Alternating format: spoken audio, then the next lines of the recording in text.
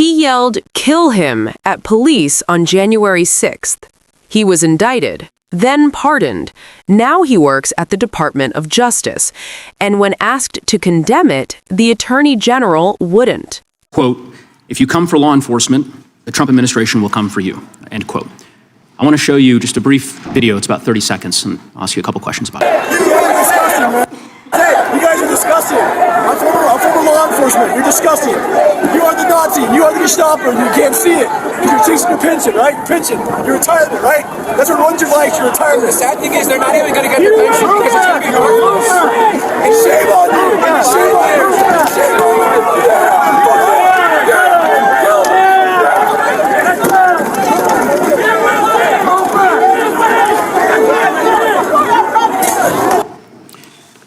Attorney General Bondi, that man works for you now, right?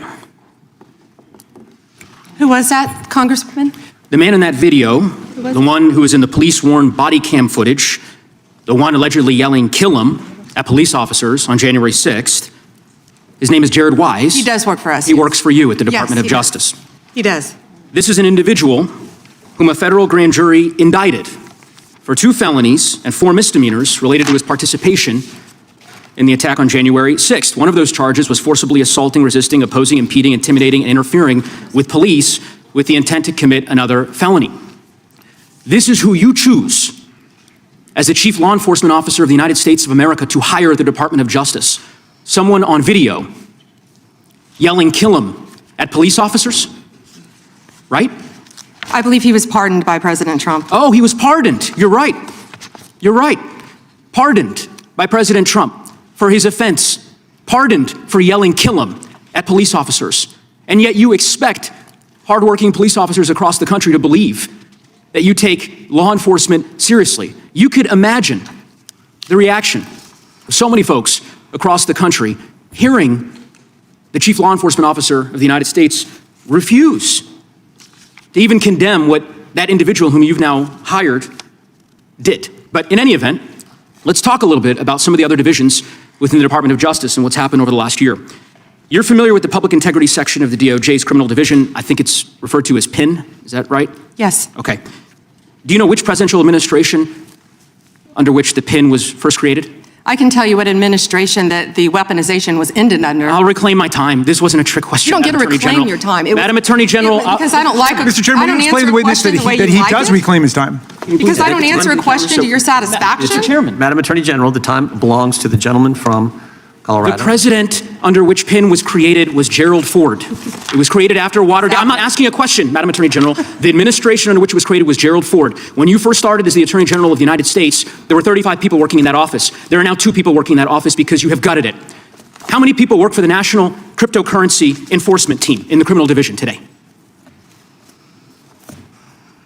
Can I answer the question about PIN? I've asked you a question. How many people work? You've asked me a question, but you don't How want many the people answer. work I'm not for the gonna answer your National questions the way you Cryptocurrency want. Enforcement Team? You won't answer how many I'll people? answer PIN.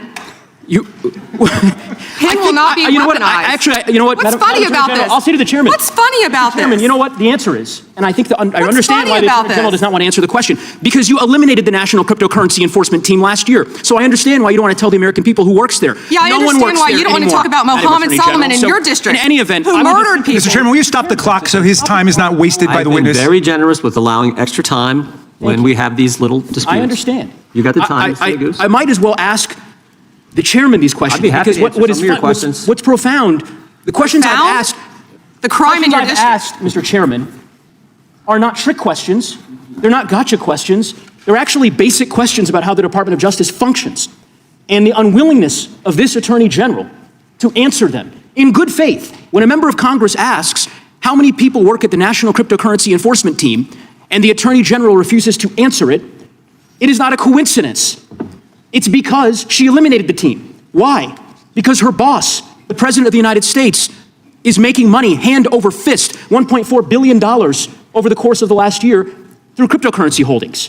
I think what is happening at the Department of Justice is a disgrace, Mr. Chairman, and I would urge you to gain control of this hearing. With that, I yield back the balance of my time. Yeah.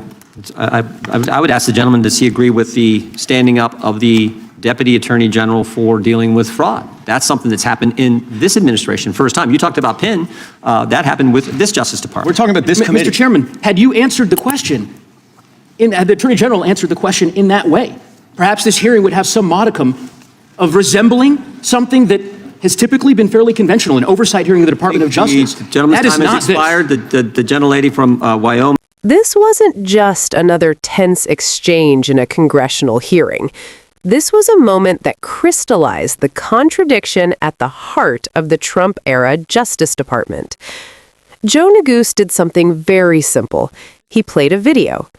In that clip, a man can be heard berating law enforcement officers, calling them Nazis, screaming in rage.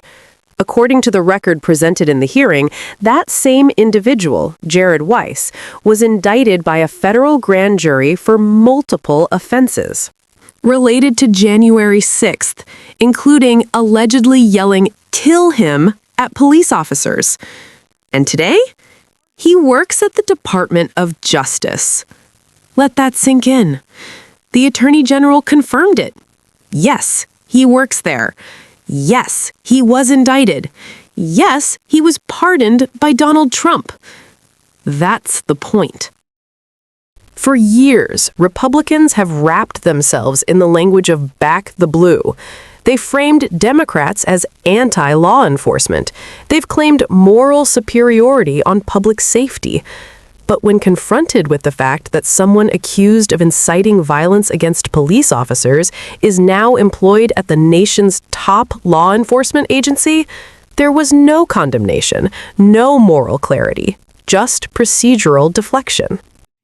You cannot claim to defend law enforcement while elevating individuals who targeted them.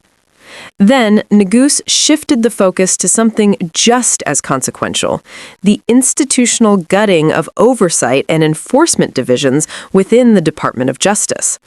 The Public Integrity Section, created under President Gerald Ford in the wake of Watergate to prevent corruption in government, has reportedly been reduced from 35 attorneys to just two people tasked with safeguarding ethics and accountability at the highest levels of power. And the National Cryptocurrency Enforcement Team, according to Neguse, eliminated.